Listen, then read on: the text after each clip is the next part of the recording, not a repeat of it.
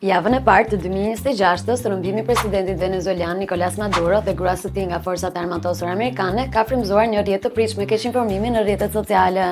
Ky imazh u shpërndaj gjithsesi në rrjet me pretendimin se tregon momente nga kapja e Maduros. E para gjë që duhet na bëjë të dyshojmë vërtetësinë e tij është se Eleku, njëri prej ushtarëve, mban inicialet e administratës kundër drogës, DEA, ndërsa operacioni u krye nga Delta Force. Më tej, imazhi nuk është shpërndar nga ndonjë burim zyrtar dhe veshja e Maduros nuk përkon me veshjen e tij në foton e botuar nga presidenti amerikan Trump.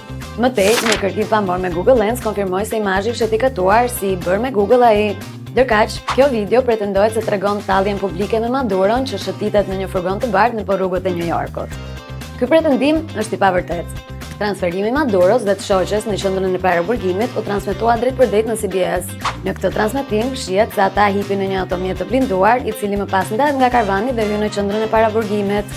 Pa kaluar në rrugën ku xhiruar video dhe pa hipur kurrë në një furgon të bardhë. Mediat shqiptare raportuan edhe se bombardimet amerikane në kryeqytetin e Venezuelës goditën mauzoleumin e liderit historik Hugo Chavez.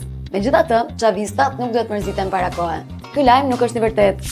Gazetarët vendas kanë thënë se ishte një ndërtesë 500 metra larg që u bombardua, ndërsa vetë mauzoleumi mbetet i padëmtuar. Kujdes, qëndroni skeptik në 2026.